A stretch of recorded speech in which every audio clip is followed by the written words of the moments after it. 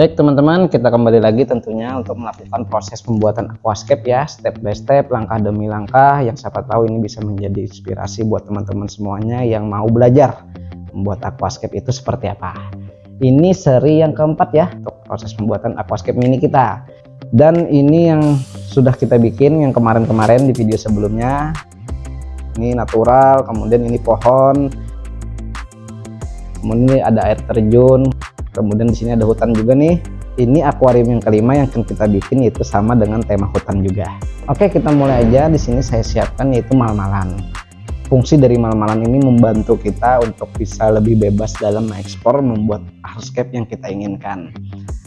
Saya susun dulu yang pertama yaitu batu lapa, disusun dijadikan sebagai pondasi untuk bagian bawahnya. Kemudian nanti akan saya lanjutkan untuk penyusunan kayu asam batang lurus. Kadang-kadang pembuatan aquascape ini teman-teman ada yang biasanya itu bareng ya, sambil kita nyusun kayu atau akar sambil nyusun batu, itu barengan. Wah, disusun sampai ketemu dapat yang kita inginkan kan. Nah, kalau di sini saya bikin yang pondasinya dulu. Saya bikin pondasi dulu dari batu lapa, baru saya lanjutkan menyusun kayu asam yang lurus untuk kita jadikan sebuah diorama hutan. Sebelum saya lanjutkan, saya di sini mau menambahkan jalur dulu teman-teman. Membuat jalur dari belakang itu sampai ke depan itu menggunakan pasir silika yang kecil. Dengan adanya jalur ini itu kan mengalihkan pandangan tuh ke belakang, jadi terkesan seperti jauh. Kemudian setelah terbentuk, di sini saya lem menggunakan lem Korea biar jalurnya ini kuat teman-teman, menyatu sama batu. Ketika nanti diisi dengan air, dia nggak kemana-mana lagi.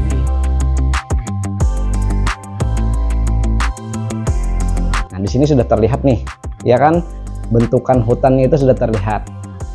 Kita keluarkan dari mal-malan, kita cuci dulu teman-teman, baru saya masukkan kembali ke dalam akuarium. Kemudian untuk bagian depan saya tambahkan dengan pasir silika teman-teman, pasir silika yang sama ketika saya membuat jalur tadi.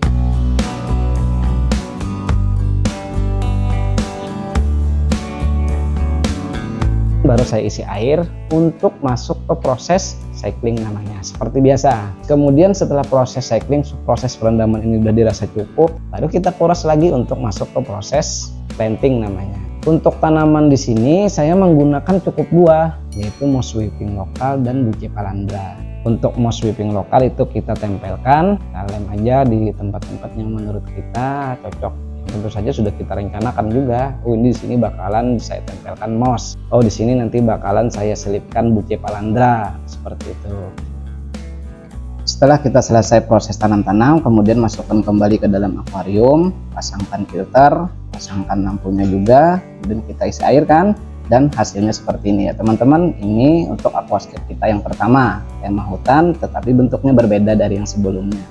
Temanya sama, tapi berbeda ya. Seperti inilah hasilnya. Cukup mudah untuk bisa dilakukan, buat teman-teman bisa mencontoh. Sekarang kita lanjut ke aquascape mini yang kedua. Untuk tema yang kedua ini pertama kali saya mencoba. Jadi ceritanya kemarin itu saya coba-coba hunting ke hutan di dekat rumah saya juga. Dulunya di sini hutan teman-teman, ya hutan gambut lah. Dan ini udah jadi lapangan nih, udah kebuka lahannya ya, karena kebetulan di sini mau dibikin komplek atau perumahan.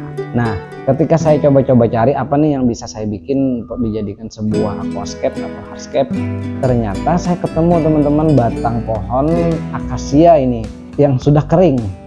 Jadi batang pohon ini kering dan dia kulitnya itu ngelupas. Nah, kulitnya ini saya ambil, wah ini kayaknya bisa nih saya bikin jadi sebuah aquascape. Nah, ini teman-teman.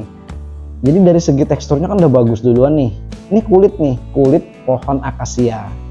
Ini pertama ini saya bikin bahanan dari kulit akasia, tapi kalau batangnya saya sudah pernah bikin. Nah, kita siapkan teman-teman, sama ya ukuran akuariumnya seperti yang di awal tadi. Cuman di sini saya nggak usah menggunakan malan, jadi saya coba timbang-timbang dulu. Saya coba susun, walaupun sebenarnya bentuknya itu ribuan jutaan bentuk yang bisa kita bikin untuk menjadi sebuah layout. Sekarang saya awali dengan menyusun batu dulu.